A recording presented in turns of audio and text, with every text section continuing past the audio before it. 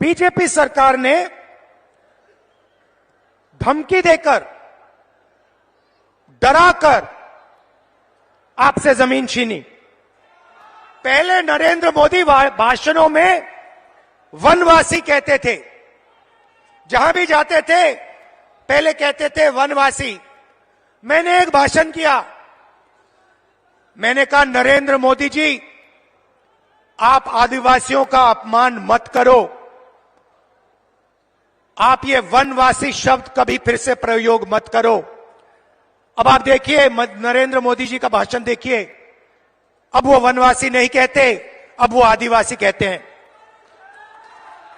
मुंह से आदिवासी शब्द निकलता है, दिल में वनवासी शब्द है। भाइयों और बहनों, मुंह से आदिवासी, दिल और दिमाग में वनवासी। हमारी नीयत साफ है, दिल से आदिवासी, दिमाग से आदिवासी, मुंह से आदिवासी, कर्मों से आदिवासी। हम यहां आपको झूठ बोलने नहीं आए हैं। भाइयों और बहनों, हमारी गारंटी सुन लीजिए। मैंने आपसे कहा था, आपकी जो जमीन है उसका हक आपको मिलेगा। जाति जनगणना की मैंने बात कर रखी, पार्लियामेंट में रखी, हम करवाएंगे, चाहे बीजेपी करवाए ना कराए, हम उन पे ऐसा दबाव डालेंगे, ऐसा दबाव डालेंगे, उनको करना ही पड़ेगा। अगर नहीं करेंगे, परे हो जाओ, हम करेंगे। भाई और बहनों, छत्तीसगढ़ की सरकार ने काम शुरू कर दिया, कर्नाटक की सरकार ने काम शुरू कर दिया, राजस्थान की सरकार ने काम शुरू कर दिया। कहां तक भागेगी बीजेपी, कहां तक दौड़ेंगे? मध्य प्रदेश में हमारी सरकार आएगी, पहला काम हमारी सरकार का सेंसस कर देगी।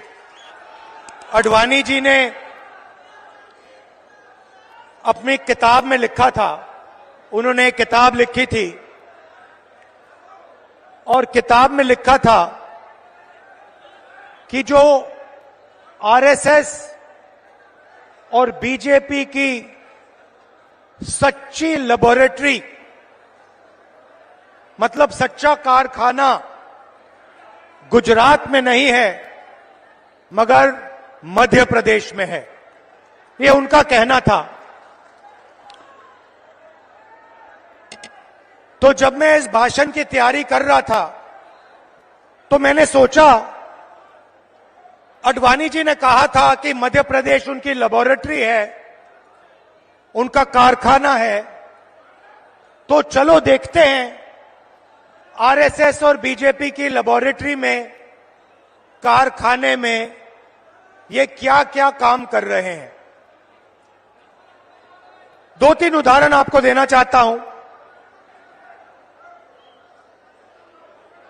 बीजेपी की लेबोरेटरी में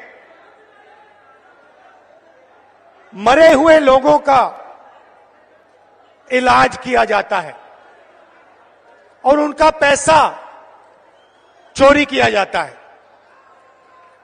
हिंदुस्तान के किसी और प्रदेश में मरे हुए लोगों का इलाज नहीं होता है, मध्य प्रदेश में मरे हुए लोगों का इलाज होता है और पैसा चोरी किया जाता है।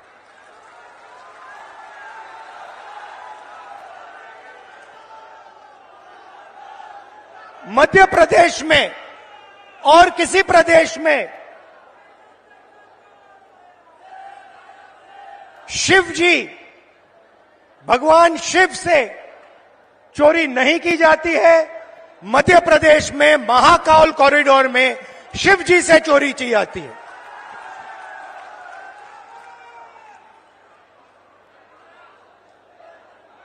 बच्चों के जो स्कूल यूनिफॉर्म होती है,